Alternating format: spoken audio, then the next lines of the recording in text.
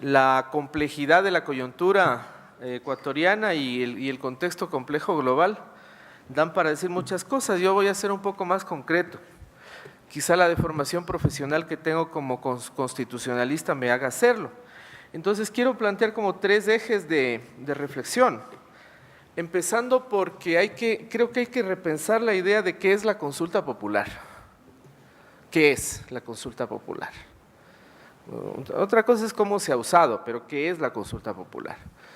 Entonces yo quiero plantear como tres claves para entender la consulta popular desde un punto de vista en parte constitucional, pero también político, politológico. En primer lugar, es un derecho. Así está estatuido en la Constitución ecuatoriana, que cumple, de haber sido aprobada por nosotros, cumple 9 años. Entonces, como es un derecho constitucional y eso tiene sus significaciones, o debería tenerlas por lo menos.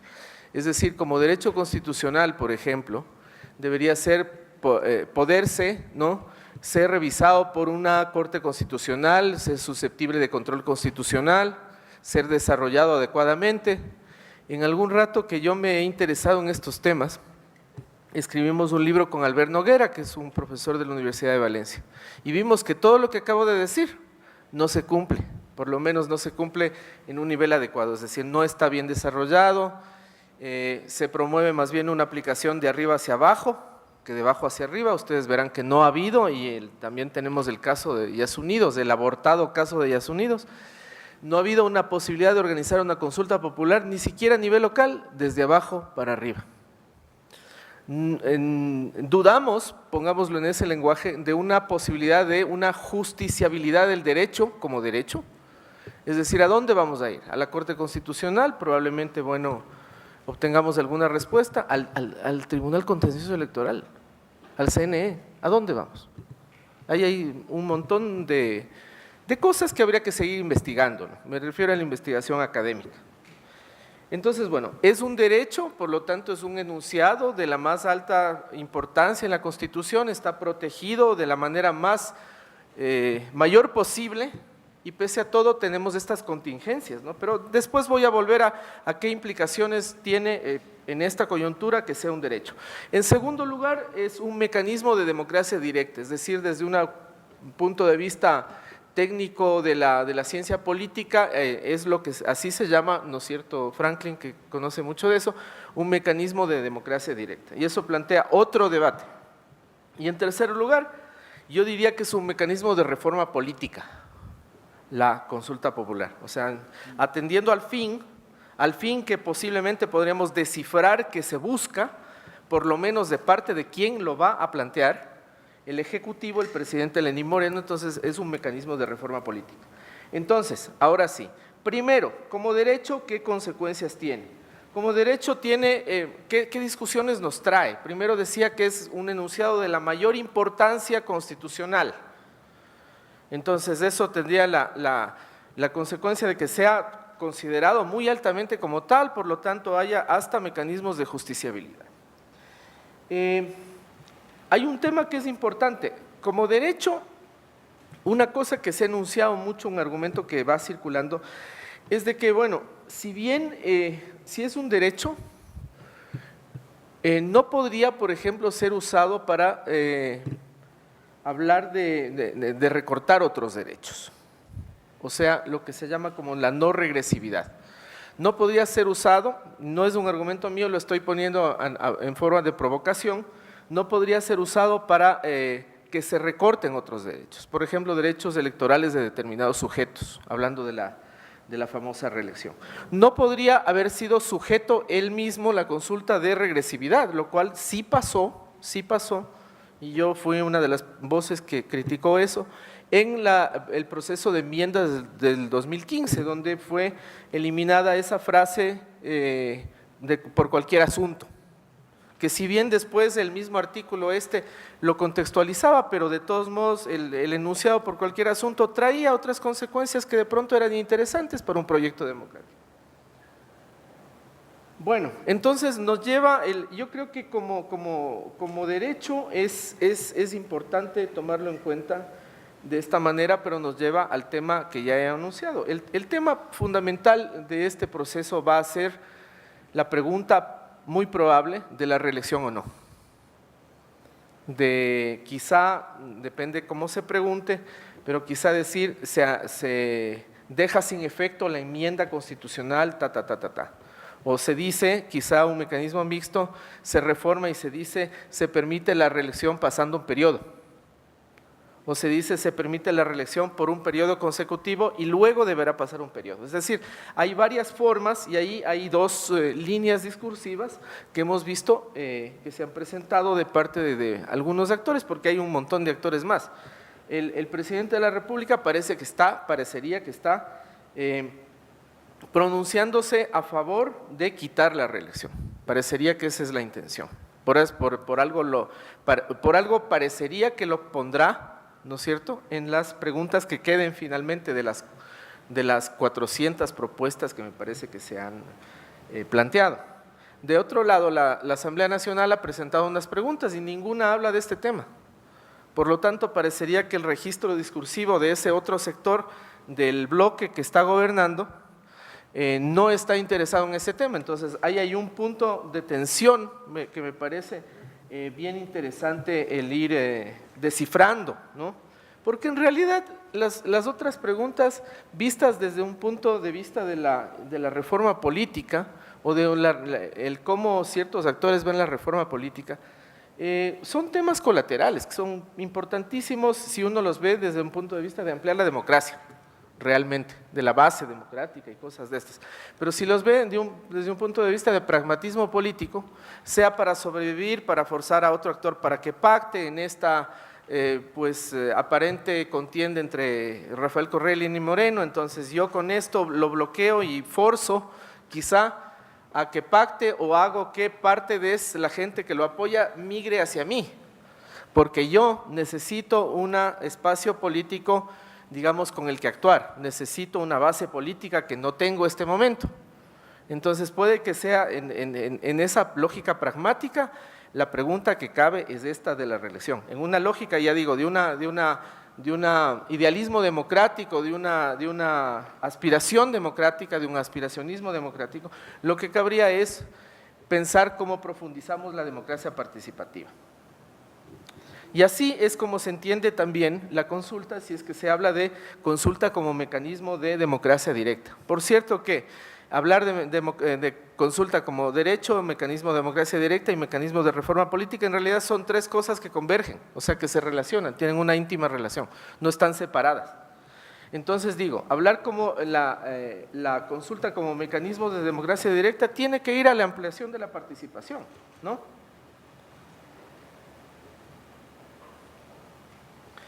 Entonces, por ejemplo, una cosa que uno podría pensar en ese aspecto de la ampliación de la participación y ya desde un punto de vista de construirle un sentido, digamos, donde se pueda justificar que haya la reelección, uno diría en qué medida el plantearlo por consulta popular valida más que plantear digamos, en qué medida es un resultado superior desde un punto de vista de democracia que el que se logró con la enmienda. La enmienda permitió la reelección, de alguna manera condicionada, ¿no? Pero eso, ¿cómo se procesó? Se procesó mediante la Asamblea Nacional, que organizó ciertamente algunos foros, donde fuimos algunos a discutir ahí, pero no es un mecanismo de democracia directa, es de democracia indirecta. Mientras había en el mismo artículo la posibilidad de hacerlo por consulta. Ahora, ¿qué consecuencia tendría, sería la pregunta, que se haga por consulta y que por consulta en cambio se decida lo contrario? Es decir, restringir la reelección o prohibirla, que sería lo extremo, o por lo menos restringirla. Como había dicho, que se pueden utilizar varias formas, se puede decir después de un periodo irán, digamos, será periodo saltado y cosa por el estilo. En la tercera cuestión, y ya para ir terminando, la consulta es un mecanismo de reforma política ya tendiendo al fin y dependiendo de quién busque ese fin, obviamente. Y yo sí creo que se necesita, o que el debate ha estado subregistrado, este debate que surge un poquito así agazapado, pero sí está surgiendo, de necesitar recuperar lo que se llamaría la voluntad del constituyente constitucional de hace 9 años o 10 años. ¿A qué me refiero? Uno de los ejes, yo digo, lo he dicho y lo he escrito, de la Constitución de Montecristi es la participación y una democracia participativa, amplia, popular, digamos, nacional, popular, que no se base en una sociedad civil de ONGs, ¿no? Sino que se base en una participación realmente popular, incluso con la posibilidad de creación de espacios participativos donde no lo había. Entonces, esto en una parte modesta, pero yo creo que se ha cambiado el paisaje acerca de la participación. Se ha inhibido en mucha parte la participación. Y yo creo que por eso sí hay que repensar el aparato participativo en la Constitución. Por ejemplo, digamos, desde el concepto mismo de la función hasta las atribuciones del Consejo de Participación Ciudadana, ¿no? Y sobre eso hemos venido reflexionando, no creo que nadie tenga la respuesta mágica, pero hay que repensar, porque la participación, nadie podría decir, no creo, ni los sectores más extremistas de la derecha, que la participación no es un eje constitucional, y mientras rija esta Constitución, se debe pensar en la participación. Y por lo tanto, ¿en qué quería hacer ese constituyente con la participación? Y yo creo que los resultados de ahora no se corresponden con lo que quería hacer el constituyente con la participación. Entonces, ese tema que debería ser lo necesario, no es a veces lo urgente, porque a veces parecería que por muchos sectores políticos, incluso estos sectores que se identifican, que reivindican la sociedad civil, diciendo ONG 1, 2, 3, 4, somos la sociedad civil, lo que aparentemente da la impresión es de que buscan reemplazar a quienes están ejerciendo ciertos cargos en el Estado, y que eso es lo más importante. A mí me da esa impresión, cuando el tema de fondo y el tema necesario, y no urgente probablemente, aunque sí es urgente, es este tema de repensar cómo logramos más participación. Si hasta en el Plan Nacional de Desarrollo aprobado hace pocos días hay un eje que se llama más participación, menos Estado, uno podría discutir un poco esos términos, ¿no? Pero ahí está la discusión, pues ¿cómo logramos entonces? Por lo menos, no sé si decir más o menos de Estado, pero yo sí estoy seguro de que un centro del tema es decir, más participación. Y entonces, ahí quiero quedar. Entonces, sugerí un poquito 3 formas de ver la consulta, porque hay que pensar mismo entonces, ¿qué mismo es este mecanismo, derecho y posibilidad de una reforma política que significa la consulta popular? ¿Y qué es importante poner ahí? ¿Tenemos que ser pragmáticos y discutir la reelección o no? ¿O tenemos que ir a una cosa un poquito más profunda y discutir cómo rediseñar este tema, por ejemplo, de la participación dentro del Estado y tomando en cuenta la Constitución que tenemos, que yo sí creo que hay que defenderla porque es un logro societal y creo que hay que repensarla críticamente, pero defenderla. Gracias.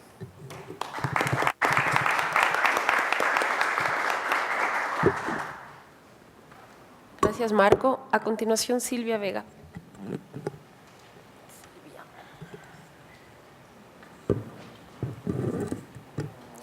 Buenas noches. Mi esferito.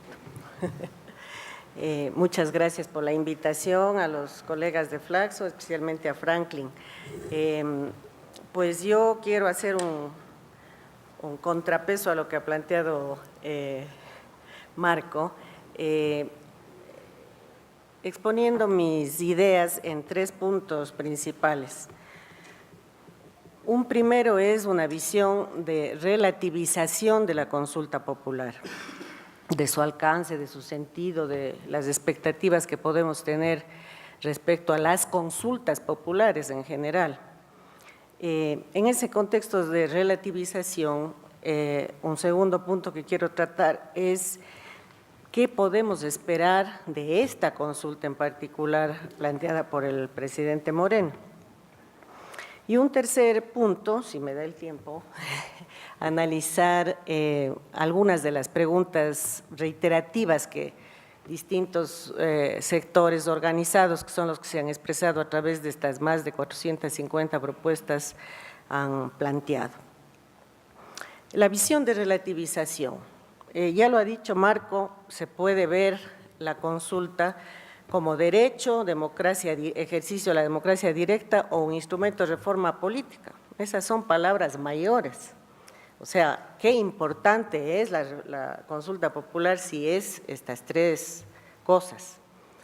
Y en el cotidiano vivir de estos días en el Ecuador, desde todos los bandos se ha dicho que bien que se consulte al pueblo, que bien que se oiga la voz del mandante, que maravilla que haya una consulta popular. Entonces, a mí me parece que esa visión un poco romántica, triunfalista sobre las consultas populares, hay que bajarlas de tono.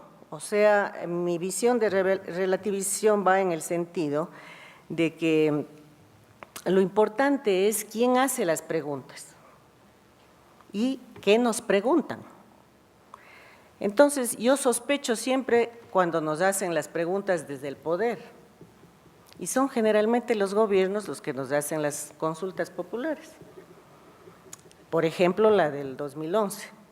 Y más atrás en el tiempo, pues Sixto Durán nos preguntó sobre si queríamos que se privatice el Seguro Social, o León Febres Cordero nos preguntó si queríamos que participen los independientes, y así todas las consultas populares que han habido en la historia del Ecuador. Justamente, como decía Marco, en la enmienda del 2015, la parte interesante de la consulta popular, que es aquella de que se haga desde abajo, desde la iniciativa de abajo, fue coartada. Se planteó 2 reformas para limitar la posibilidad de la consulta popular desde abajo, desde la sociedad, vía recogida de firmas, y desde los gobiernos seccionales. Entonces, ese es un primer elemento para relativizar, digamos, el alcance, el sentido que puede tener la consulta popular. Y luego, ligado a esto, ¿qué preguntas nos hacen? Porque claro, en esta etapa actual de las grandes campañas y maquinarias electorales que se ponen en juego para todas las campañas, generalmente las preguntas que nos hacen son para que respondamos sí, ¿no? Y es lo que el poder quiere que le digamos sí. Entonces, me parece que tenemos que todas las consultas, y esta también, mirarla y analizarla desde esta perspectiva. ¿Quién nos está preguntando y qué preguntas nos pondrán para, según eso, tener una opinión?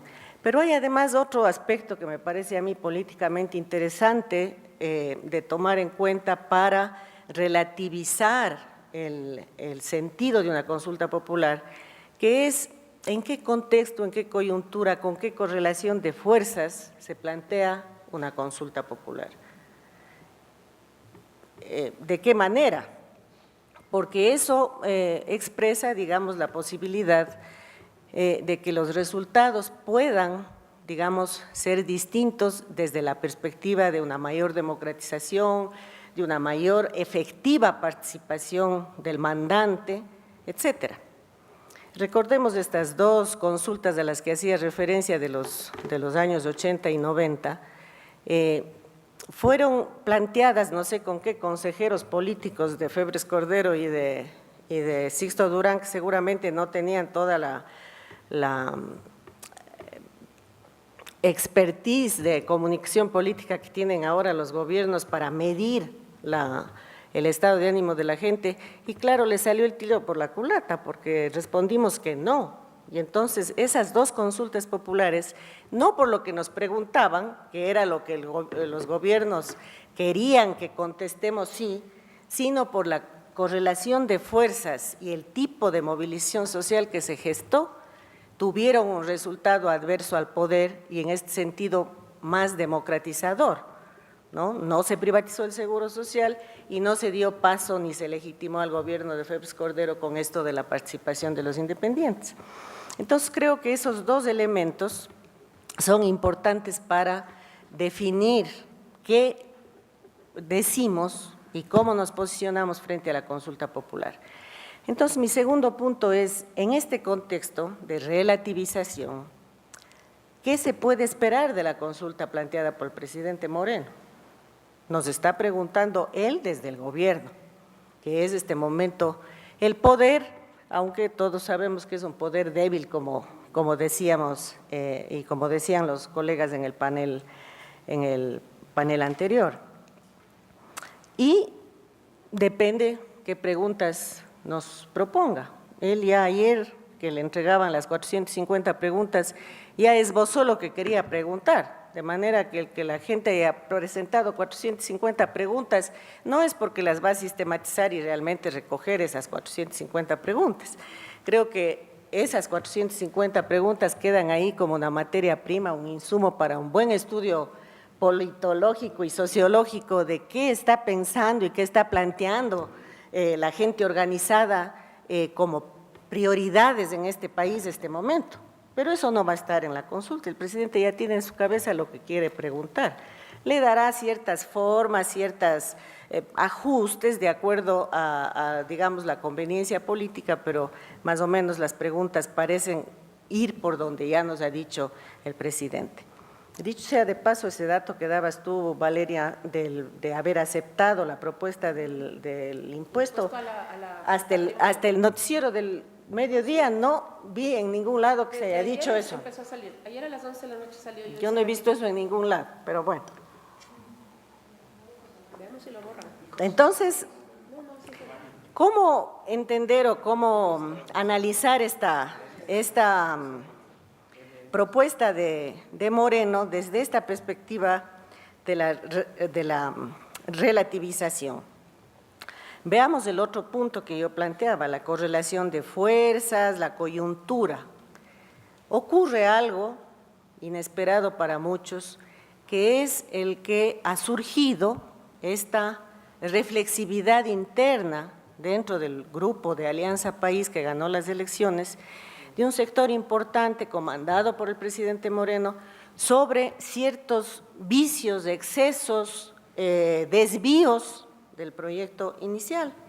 Y resulta que eso empata este momento en la coyuntura con lo que mucha gente, y no solo ni principalmente desde la derecha, está pensando de lo que han sido justamente elementos que han motivado la crítica de la población por un modelo que se fue convirtiendo en un modelo autoritario, por un modelo en donde, bueno, hemos visto en estos primeros 3 meses de gobierno ha habido un destape enorme de una corrupción que antes estaba soterrada y que la sospechábamos, pero no había sido puesta sobre el tapete, etcétera, ¿no?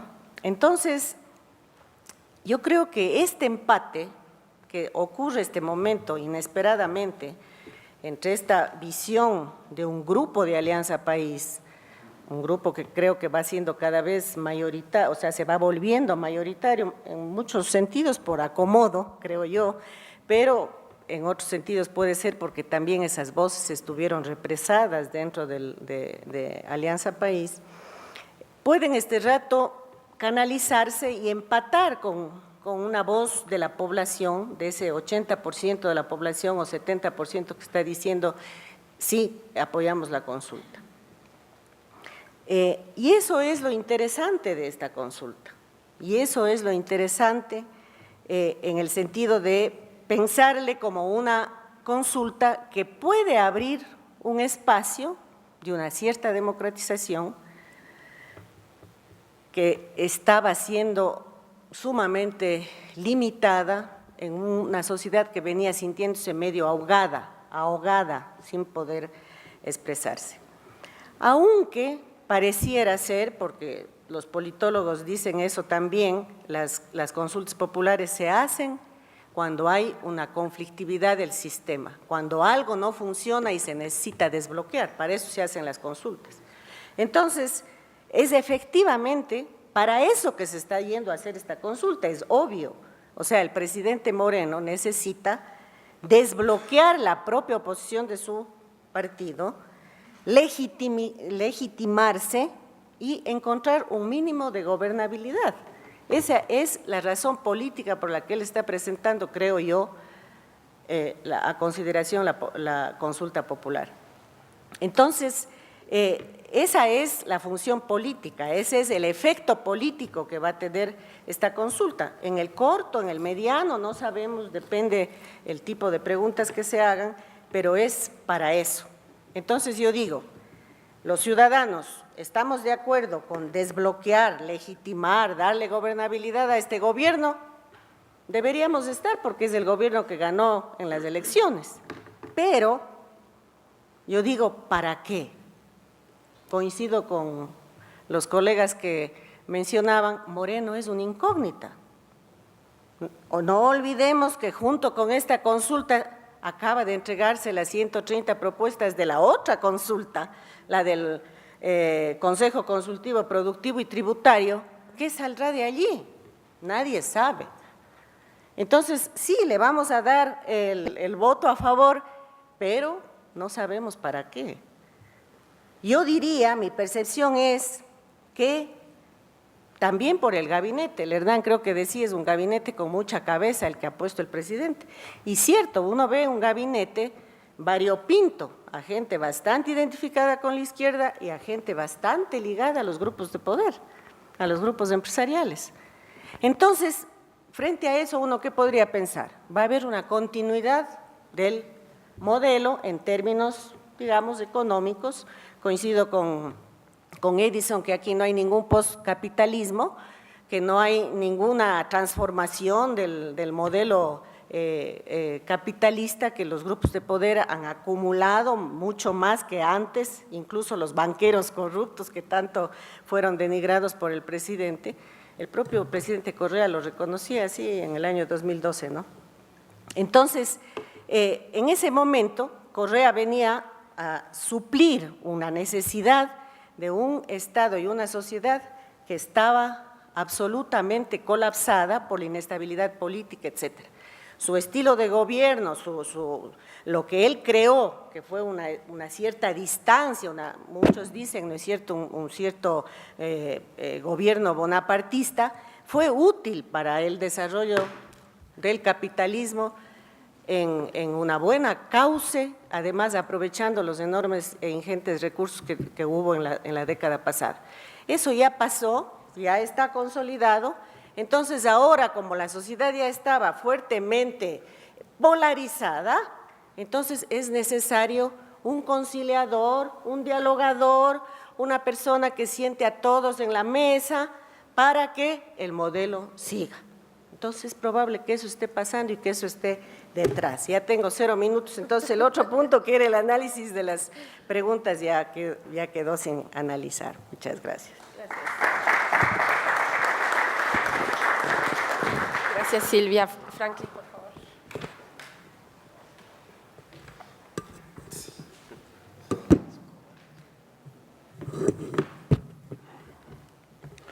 Bueno, gracias por su asistencia y a los colegas que me antecedieron la palabra.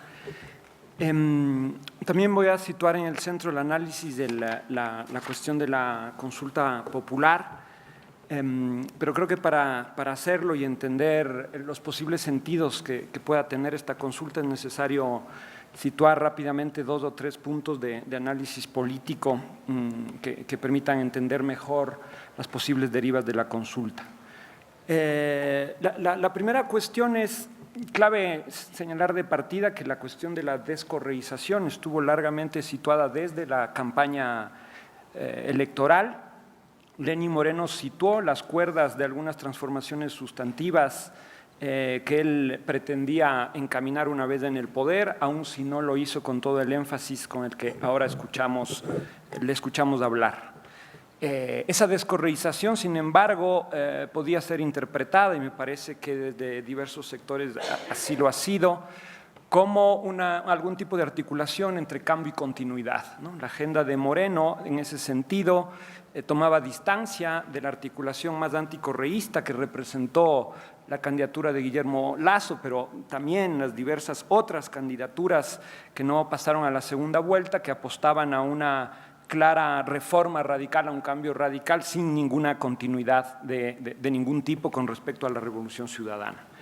Entonces, el cambio político, la transición, la reforma, como quieramos llamarlo, estaba situada desde la campaña, y creo que eso estuvo largamente conectado con el proceso de entrampamiento hegemónico que Hernán mencionó, Edison también, que se pudo expresar con claridad en la coyuntura 2014-2016, desde la derrota de Barrera hasta el bloqueo de la ley de herencias, los diálogos que convocó Correa. La primera gran derrota política de Correa fue la ley de herencias, que lo encontró solo frente a los grupos de poder y ya sin poder articular, encaminar y movilizar a una base que alguna vez se identificó dentro del polo de la transformación y muy ligado a la constituyente de Montecristi. Las cuerdas de ese entrampamiento hegemónico también supusieron retrocesos en relación a la agenda de transformación y lo que yo denomino ahí, usando un giro de Habermas, del agotamiento de las energías utópicas de la Revolución Ciudadana, que se plasmaron claramente en la atrofia del ITT, en el Acuerdo de Libre Comercio y en algunas otras medidas de política, de la política del cambio que estaba dibujado en los propios brújulas gubernativas de la Revolución Ciudadana, ¿no? Entonces, había una descomposición de la hegemonía que fue aprovechada, que fue reconstruida políticamente desde la derecha, y de algún modo el desenlace de la contienda electoral ya reflejaba esa recomposición de las cuerdas de la hegemonía en el país. Ahora, la cuestión, la pregunta es cómo se da esa lógica de continuidad con cambio, qué significa, cómo articularla, cómo entenderla, ¿no? Por un lado, digamos, uno podría decir que a estas alturas, pasados ya 4 meses del gobierno de Moreno, la idea de un cambio radical de Moreno podría favorecer y reposicionaría de algún modo al propio Rafael Correa, que encontraría razón a su tesis de la traición si es que el cambio es efectivamente radical. Por otro lado, y en otro sentido, un cambio, un viraje de timón radical de Lenin Moreno también supondría como la consolidación de la previa recomposición hegemónica de la derecha en la medida en que deshacer los andariveles centrales de la Revolución Ciudadana supondría no solo salir del correísmo en el sentido de su lógica de articulación política, de la lógica populista o de la lógica más que nacional popular, nacional estatal, que terminó configurándose sobre todo en el último periodo, también significaría deshacer cualquier viso de recomponer las condiciones de disputa de un proyecto post-neoliberal o neodesarrollista, que son 2 claves fundamentales para entender la década anterior. Ahora, en las últimas semanas, y me parece que precisamente por las presiones tanto del correísmo, de Correa y de ciertos sectores identificados con la derecha, me parece que Lenin Moreno tiende a recuperar y a visualizar la necesidad de resituarse en el campo discursivo fraguado por la Revolución Ciudadana, y volvemos a escuchar cuestiones que en campaña no habían estado tan presentes, como la referencia a la Constitución, a los principios de Montecristi, la idea de la Revolución Ciudadana, y ayer incluso en CNN volvió a identificarse como un socialista. Esto puede ser parte del combate que él lleva cuerpo a cuerpo con Correa, pero también puede significar un modo de ubicarse o de recuperar condiciones políticas para fraguar ya en su curso gubernativo esta idea del cambio con continuidad. Es evidente que los derroteros que pueda tomar el cambio con continuidad, podemos seguir diciendo que esto está ahí en disputa, dependen claramente de las coaliciones políticas, son las coaliciones políticas, las correlaciones de fuerza que decía Silvia, son las que en cualquier caso, en cualquier gobierno, dan pistas certeras sobre las orientaciones posibles de la agenda de gobierno. Estas coaliciones políticas se forjan en el gobierno, en coaliciones parlamentarias, en la composición de los diferentes cuerpos gubernativos, pero también están ligadas a las bases de apoyo más o menos difusas que cualquier liderazgo y cualquier gobierno logra instaurar. Correa, sobre todo en estos ciclos que decía Hernán, también concuerdo que a partir de 2012, en el último periodo sobre todo, esas coaliciones políticas toman un lugar periférico y no influyente en la orientación de su agenda gubernativa, y claramente la matriz la matriz nacional popular que se pudo haber constituido toma una forma bonapartista que hace que el liderazgo se coloque por encima de los intereses fundamentales, sin representarlos directamente y dirimiendo según los casos hacia un lado o hacia otro. Esto incrementó los niveles de conflictividad, la sociedad civil, aún a pesar de los intentos de interrupción, de bloqueo, de control y de disciplinamiento de la participación. La sociedad civil ecuatoriana por diversas formas conflictuó, confrontó a estas dinámicas, haciendo del último ciclo de Rafael Correa un ciclo largamente conflictivo y confrontacional, donde también tuvimos algo que se había visto al inicio, en 2007-2008, el retorno de la derecha, las clases medias, los grupos de poder a las calles. Ese bonapartismo entonces suponía de algún modo una contención de las dinámicas organizativas autónomas de la sociedad civil y un represamiento de sus posibilidades de desarrollo político. De algún modo, estas cuestiones explican que cuando uno ve las cifras de confianza institucional, política, entre 2014 y 2015, la tendencia previa se descompone. Confianza en términos la confianza en relación a las instituciones democráticas, a la propia legitimidad de Correa, a la confianza en el Parlamento, en el resto de instituciones, crece la desconfianza institucional que se había recompuesto en los años previos. Esto está muy ligado a los procesos de copamiento oficialista de las instituciones públicas, al bloqueo de los procesos de control popular, de fiscalización y al represamiento de la participación ciudadana que sin embargo es más ambiguo, es más ambivalente, ¿no? Cuando uno revisa las cifras que existen respecto a las tendencias de participación, conflicto, asociatividad, ese represamiento no es tan evidente, incluso hay cuestiones que crecen a ritmos interesantes, la participación local, por ejemplo, pero me refiero sobre todo al hecho que ha mencionado Marco también, de que este represamiento tomó la forma de una serie de reformas políticas que se encaminaron a desconstituir en parte el régimen de participación plasmado en Montecristi en 2007-2008. Me refiero sobre todo a tres cuestiones. Hubo reformas, por ejemplo, a la revocatoria del mandato, que fueron pedidos por la AME, que eso no fue una cuestión de Correa, que le dio demasiado peso arbitral al CNE, desconfigurando lo que significa un mecanismo de democracia directa como el revocatorio de mandato. Si quieren, después podemos hablar por eso. Una segunda cuestión, claramente las enmiendas constitucionales de 2015, que también hicieron reformas con respecto a la potencia de la participación.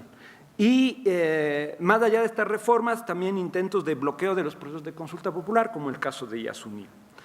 Este conjunto de cuestiones me parece que dieron la pauta para el crecimiento del anticorreísmo como una forma de identificación política que fue hegemonizada por la derecha y que la posición de izquierda no pudo reconvertir de ningún modo y terminó situándose en esos cordeles. Este anticorreísmo abogó desde un inicio en contra, digamos, de las políticas postneoliberales, disputó la primacía del mercado o el retorno de la primacía del mercado como eje de la articulación social, pero también se abanderó largamente de la disputa por la democracia, por las libertades, por los derechos políticos y por el tema de la corrupción. Cuando llega Lenín Moreno al poder, es claro que él trata de recuperar estas banderas. Él se vuelve, en su discurso y como parte de esta descorreización, portador de un discurso de retorno democrático, de respeto de las instituciones, de recomponer el equilibrio entre los poderes y claramente de lo que él desde un inicio colocó como una cirugía mayor a la corrupción. Esto ya estaba anunciado en la campaña, podían parecer ofertas demagógicas en ese momento, pero claramente se han tornado en decisiones y medidas políticas que están dando un signo a su gobierno. Esa recuperación de estos signos da pautas de la recomposición de las coaliciones políticas que mencionaba antes, ¿no? Claramente esa descorreización supone, más o menos, sea intencional o no, pero supone descoser la fuerza del bonapartismo y de la matriz más caudillista propia de cierta forma de comprender el populismo. No voy a entrar en el debate sobre la estrechez habitual con que se concibe al término, pero claramente se descompone la matriz bonapartista previa, y en base al diálogo me parece que podemos decir, aunque puede ser algo apresurado, que se van configurando unas nuevas coaliciones políticas de las que hablaba Edison, ¿no? Uno puede decir que ahora, al menos, hay que ver la fuerza de esas coaliciones, cuán asentadas están, pero uno puede decir que hay un unanimismo grande en la gran prensa respecto a la campaña de Moreno, está la banca, están las organizaciones indígenas y está el propio Alianza País. Entonces,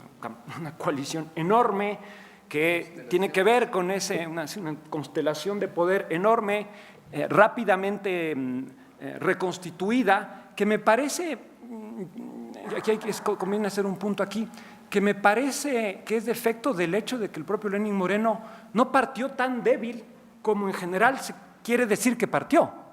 Esto es como casi una tesis de consenso, me parece.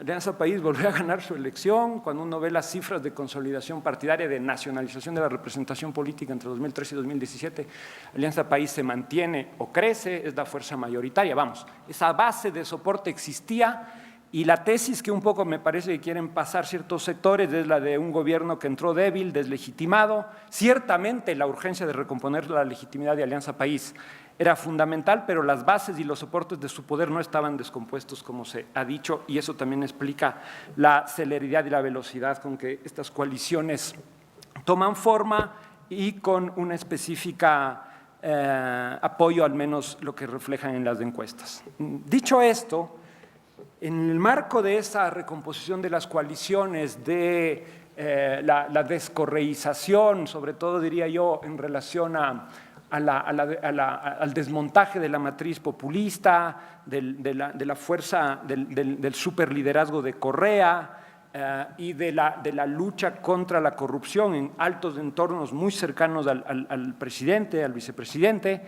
En ese marco se retoma esta tesis de la consulta popular, que no hay que perder de vista, había venido siendo disputada por diversos sectores sociales, sobre todo en relación al ITT en 2013, después en relación a las enmiendas constitucionales. Esto debe discutirse con consulta popular, y ahora en esta coyuntura se vuelve a situar, ¿no? Esto fue algo que los movimientos sociales, la izquierda, plantearon, y ahora aparece como un piso de comprensión común de los modos de resolver la coyuntura política, que muchas veces uno dice, pero está bastante resuelta, ¿no? ¿Cuál es el sentido exacto de convocar la consulta popular cuando uno ha recompuesto la coalición política, tiene 80%, tiene mayoría en Alianza País, en el Parlamento? ¿Por qué no podría procesar muchas de estas reformas por una vía institucional? Entonces, claro, está la consulta popular, también está la vía institucional, en la que la tesis de la descorreización podría tener gran soporte, al menos de una parte de su bloque, y obviamente del resto de fuerzas políticas de ahí representadas. En cualquier caso, se ha elegido la vía de la consulta popular, y ahí dos cuestiones. Por un lado, uno podría decir que Moreno ha postergado, dijo septiembre, ahora dice octubre, las decisiones respecto a la política económica, ¿no? Uno puede decir que hay que recomponer las bases de poder antes de ajustar o hacer reformas en cualquier sentido, y que ese es el camino que le he elegido.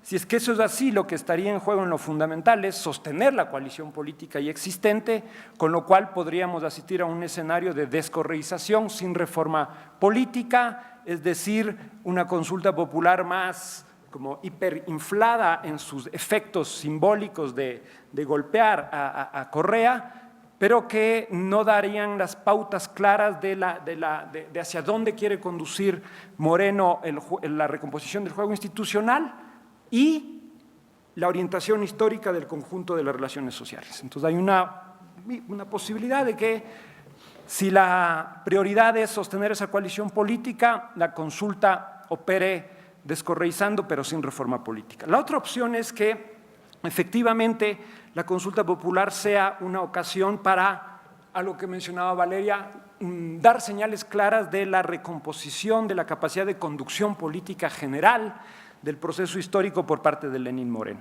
Esto tendría que ver con esta idea de despejar la incógnita de efectivamente hacia dónde se quiere conducir, no voy a decir ni la Revolución Ciudadana ni Alianza País, sino hacia dónde se quiere conducir al país, a los procesos de desarrollo, al régimen de acumulación en los próximos años, asunto que resulta aún más espinoso y que no parece despejarse con claridad hasta la fecha. Esta reconducción, esta reorientación o dar señales claras sobre esa conducción política general tendría que resolverse ya no solo en relación al desmonte del correísmo, a nuevas formas de conducción política, a la salida del populismo, sino además cómo esa nueva matriz política se articula o no con posneoliberalismo, neodesarrollismo o retorno a las cuerdas de la conducción económica habitual. Por último, me parece que por el momento podríamos decir que siento yo que hay más opciones para una descorreización sin reforma política o con una reforma política más o menos blanda, ¿no? En relación a esto último, también me parece que hay algunas opciones, ¿no? He dicho esta de ¿usted está de acuerdo en que destituir a los consejeros del Consejo de Participación? Pues decir, sí, pero sin tocar el diseño del Consejo de Participación. Entonces, descorreización sin reforma política. Hay fuertes tesis fuera de Alianza País, por izquierdas y por derechas, que, digamos, pujan por una recomposición del ancien régime, es decir, como si quieren ustedes, del régimen de participación y de representación que se fraguó tanto en el 79 como en el 98, pero los partidos políticos vuelven al centro y hay ciertos sectores que quizás, es un poco la hipótesis de Hernán, que están planteando una cierta reforma política democrática a las bases de Montecristi para que esa descorreización también se corresponda con cierta reforma de los diseños institucionales. Ahí, y con esto cierro, la pregunta está sobre todo en el Consejo de Participación y Control Ciudadano, Control Social, y aquí creo que es uno de los meollos del debate para la coyuntura y hacia adelante, no debemos perder de vista que la matriz de Montecristi, que ahora Moreno reivindica como algo que debe recomponerse y relegitimarse, estuvo largamente asociada a esta idea de la participación ciudadana contra la partidocracia. Esa frontera fue bastante perversa y a veces muy simple, pero jugó como un operador de sentidos en este proceso constituyente y fraguó la comprensión del nuevo diseño institucional. El Consejo de Participación Ciudadana articuló institucionalmente la promesa de sacar a los partidos del juego político y verificar un nuevo diseño institucional que tomó la forma de este Consejo y sobre todo de las comisiones ciudadanas de selección, que son las directamente encargadas de la selección de los procesos de control. Yo tengo la impresión que es en ese nivel que hay que retomar el debate y ver efectivamente si el ideario y el principio de esta participación recompuesta, más allá del retorno al ancien régime, puede iluminar un proceso de transformación de las instituciones de Montecristi que recomponga las posibilidades del poder social y del poder popular en los próximos años. Gracias.